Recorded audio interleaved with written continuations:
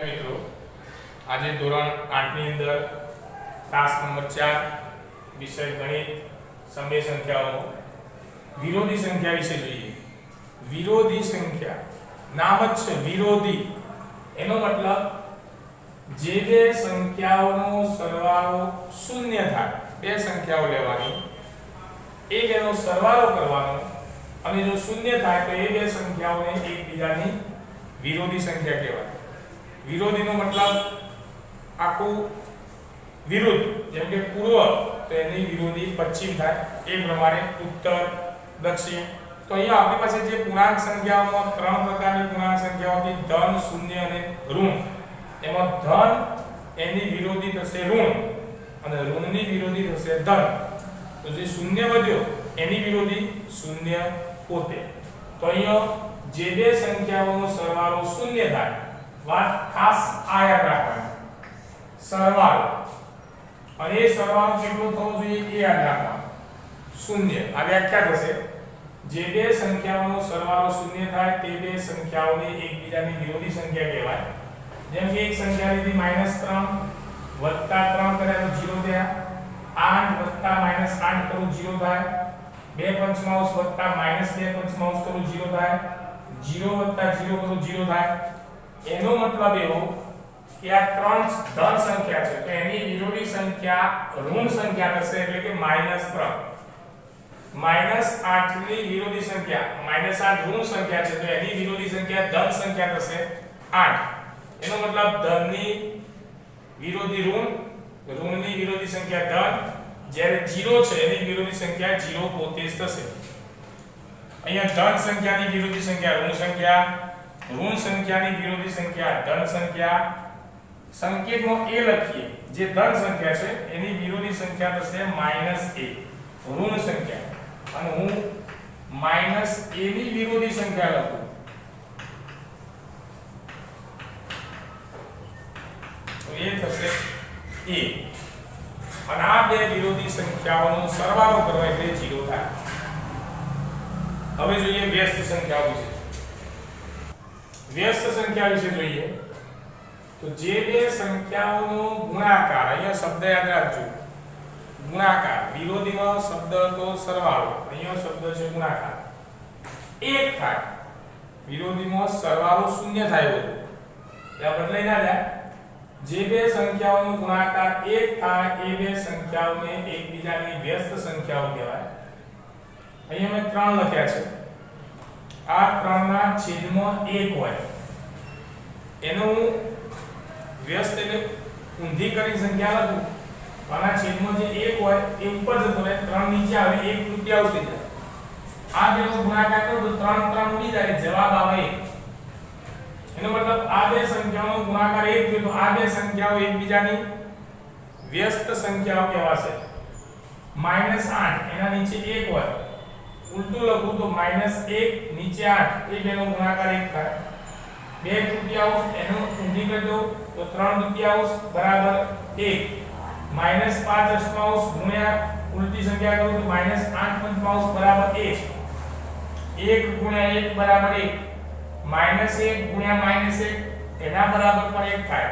બે ઋણ સંખ્યાઓનો ગુણાકાર ધન થાય એટલે તો અહીંયા આપણે જે સમજૂતી લીધી એના આધારે એવું બોલાય, 3 ની વ્યસ્ત સંખ્યા બરાબર આ 3 ના નીચે કશું ના હોય તો 1 સમજવાનું, અને એને પછી ઊંધી કરી લખી દેવાની 1/3। -8 ની વ્યસ્ત સંખ્યા બરાબર -1/8। અહીંયા ધ્યાન રાખજો, માઈનસ સંખ્યા છે તો વ્યસ્તમાં માઈનસ ની માઈનસ તો રહેશે જ, ખાલી અંશ છે ઉપર નીચે ઉલટાઈ જાય।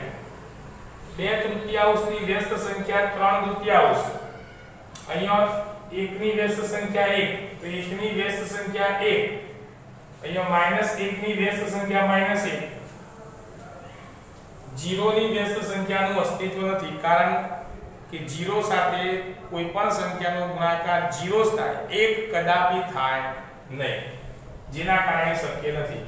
તો આ વાત કરી આપણે વ્યસ્ત સંખ્યાઓની।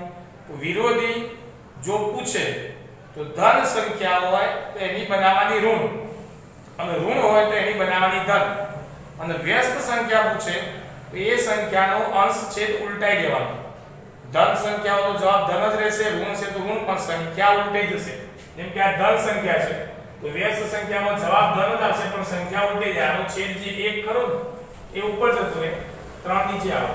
આ ઋણ સંખ્યા છે એની વ્યસ્ત સંખ્યા ઋણ જ રહેશે, પણ અંશ છેદ ઉલટાઈ જશે.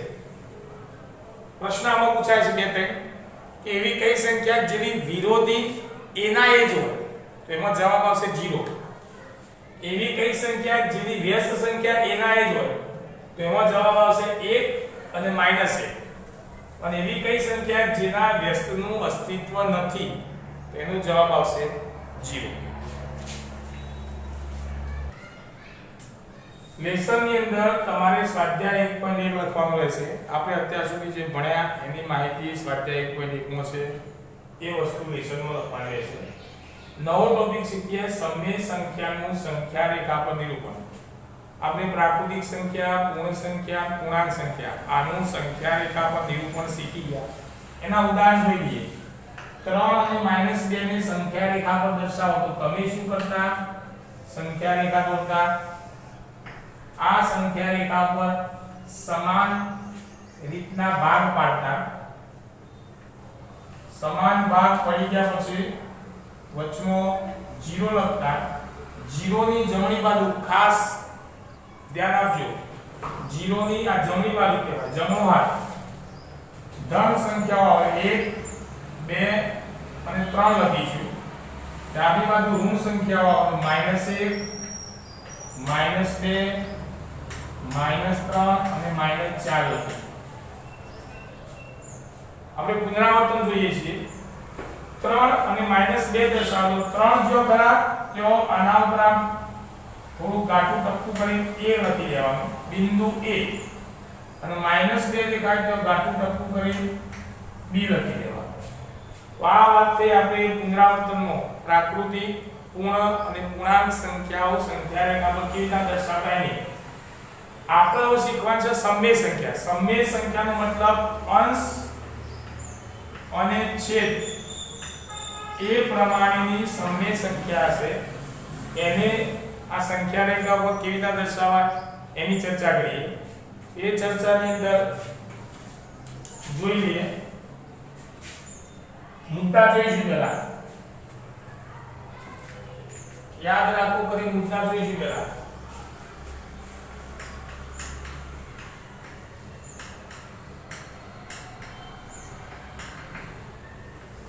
પહેલો મુદ્દો જોઈએ.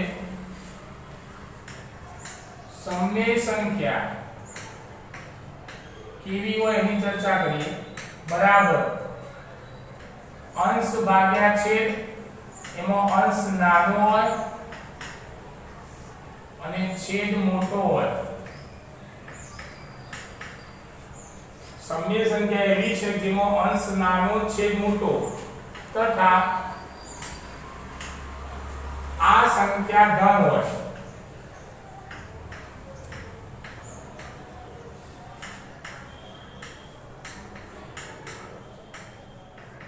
તો તમારી સમય સંખ્યા એમાં અંશ નાનો છેદ મોટો હોય તથા આ સંખ્યા ધન હોય તો એ સંખ્યા કોની કોની વચ્ચે હશે? તો તે સમય સંખ્યા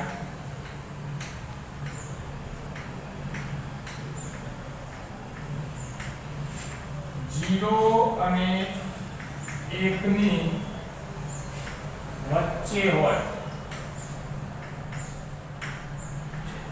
દાખલા તરીકે 1/2 એમાં અંશ નાનો છેદ મોટો અને ધન સંખ્યા. 2/5 અંશ નાનો છેદ મોટો ધન સંખ્યા. 8/11 અંશ નાનો છેદ મોટો ધન સંખ્યા. તો આ પ્રમાણની સંખ્યાઓ હોય તો એ 0 અને 1 ની વચ્ચે હશે. બીજો મુદ્દો, તમારી સમય સંખ્યા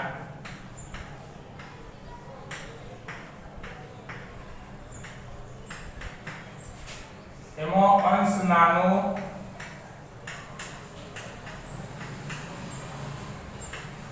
છેદ મોટો તથા આ સમય સંખ્યા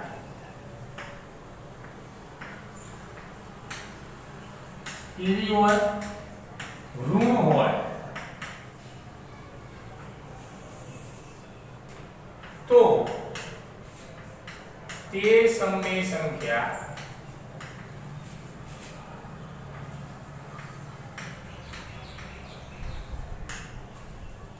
તમારી સમય સંખ્યામાં અંશ નાનો છેદ મોટો હોય તથા આ સંખ્યા કેવી હોય? ઋણ હોય તો તે સમય સંખ્યા -1 અને 0 ની વચ્ચે હોય. અહીંયા જો મેં 0 1 ની વચ્ચે લખ્યા પહેલા નાની સંખ્યા લખી 0 અને 1 એ બે ની વચ્ચે. અહીંયા અંશ નાનો છેદ મોટો ઋણ સંખ્યા હોય તો -1 અને 0 ની વચ્ચે હોય. પહેલી સંખ્યા -1 એ નાની છે અને 0 એના કરતા મોટી એટલે કે આ બે ની વચ્ચે હોય. દાખલા તરીકે -1 દુત્યાંશ, -3 સપ્તમાંશ, -7 અગિયારાંશ. અંશ નાનો છેદ મોટો ઋણ સંખ્યા, અંશ નાનો છેદ મોટો ઋણ સંખ્યા, અંશ નાનો છેદ મોટો ઋણ સંખ્યા.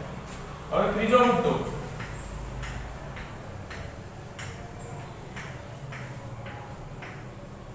સમય સંખ્યા બરાબર અંશ મોટો છેદ નાનો હોય તો તેને મિશ્ર અપૂર્ણાંકમાં લખવો. મિશ્ર અપૂર્ણાંકમાં લખો અને મિશ્ર અપૂર્ણાંકમાં લખ્યા પછી તમે એને કહી શકશો. દાખલા તરીકે હું એક ઉદાહરણ લઉં 5 દુત્યાંશ. અંશ મોટો છેદ નાનો. આને મિશ્ર અપૂર્ણાંકમાં લખીએ તો 5 ભાગ્યા 2 કરવાના. 2 2 4. અહીંથી આમ રાઉન્ડ લેવાનો. અહીંથી રાઉન્ડ લીધો એટલે પહેલી સંખ્યા આવશે. આમ જઈએ એટલે બીજી સંખ્યા આવે અને અહીંયા જઈએ એટલે ત્રીજી સંખ્યા આવે. તો હું લખીશ 2 લીટું કરી 1 અને પછી આવશે 2. આ પ્રમાણે થશે. હવે આ વસ્તુ થયા પછી આપણે આને કેવી રીતના બોલીશું? તો આ સંખ્યા ધન છે, એમાં 2 તો 2 લખવાના અને આના પછી મોટી સંખ્યા ધન સંખ્યા કઈ આવે? 3. તો 2 અને 3 ની વચ્ચે છે એવું બોલાશે. અને આ જ વસ્તુમાં તમારે જો ઋણ સંખ્યા હોય, દાખલા તરીકે આ જ વસ્તુ લખીએ -5 દુત્યાંશ, તો આમાં -2 દુત્યાંશ થશે.